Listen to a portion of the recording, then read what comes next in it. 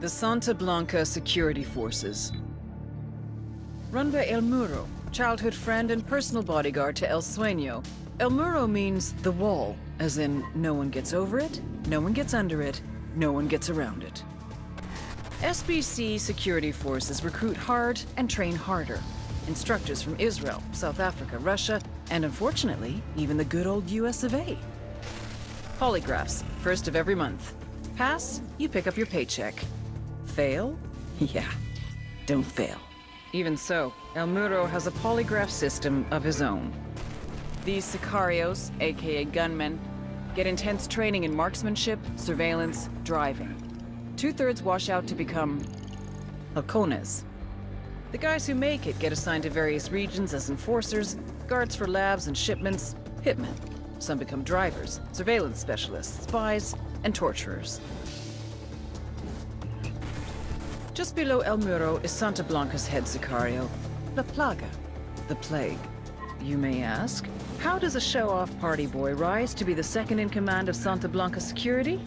Answer, sperm. La Plaga is El Muro's little brother. But don't kid yourselves. He's the nastiest motherfucker on the internet, and yes, I have been on 4chan. Don't worry, you'll see what I'm talking about.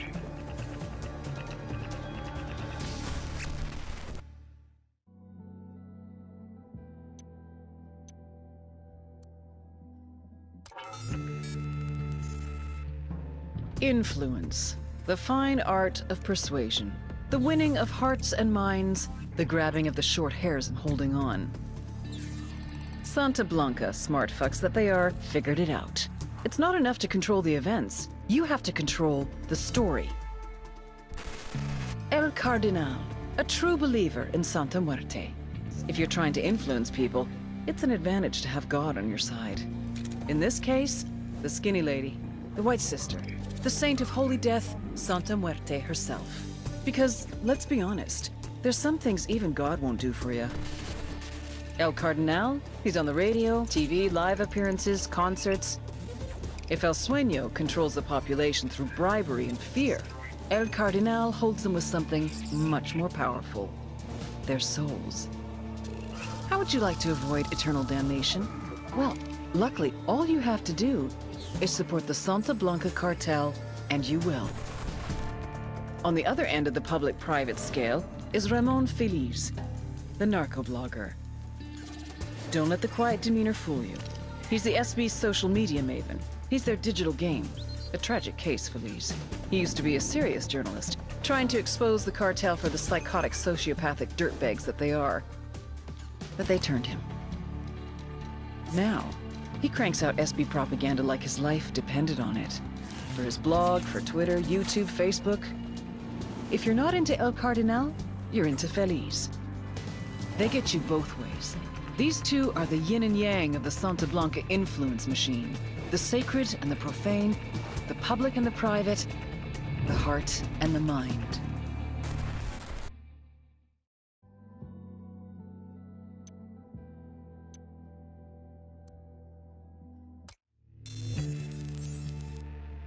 The Santa Blanca cocaine production pipeline, led by El Yayo.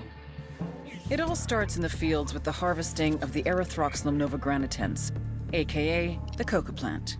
Of the 200 known species of Erythroxylum, only 2 contain usable levels of cocaine, so you have to know what you're planting. El Yayo knows what he's planting. First, his people strip the leaves off the plant. Then the leaves are dried, finally chopped, and sent to the lab. That's where this chick comes in. La Gringa here is an American chemist with Mensa-level IQ and sub-zero morality numbers. They take the chopped leaves, dust them with lime. That's right, lime. Then pour diesel fuel all over them. Stir for 3 days. You can use a washing machine or a cement mixer, but Santa Blanca does it by hand. Then, they mix all this shit with sulfuric acid, a dash of caustic soda, and bam, cocaine paste. You dry it, chuck in more acid, and pretty soon you got powder. But now you have to purify it because no one wants to snort yellow powder. It's gross. So, a little more acid, some potassium permanganate, pyrolusite. Hungry yet? Filter it with ammonia, and beautiful Pure white cocaine. But everyone knows how to do this, right? What makes Santa Blanca so special? What makes SB a brand? Because they figured it out. How to mass produce a custom product. Plant genetics, logistics, mechanization, state-of-the-art labs, reduction of redundancies, quality control, purity of chemicals, and, of course, the secret sauce. They're geniuses. They've taken coke production into the 22nd century. What Henry Ford did for the factory, they've done for the lab. They're innovators, they're pioneers, they're SB.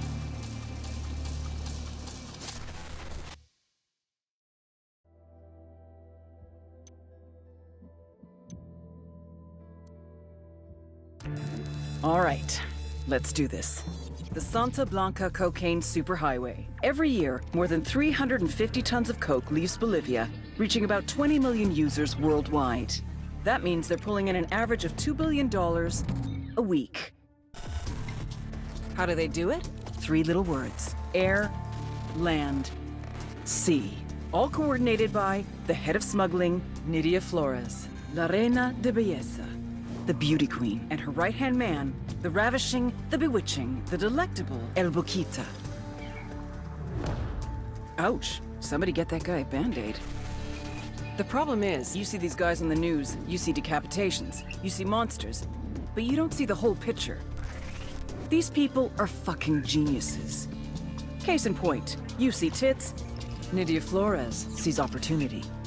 You see scrap metal, Nydia Flores sees submarines. You see holy water, Nydia Flores sees liquid cocaine. Because Nydia Flores is a fucking genius. You really want to shut down the cocaine superhighway? Hit the drugs, hit the money, then hit the beauty queen.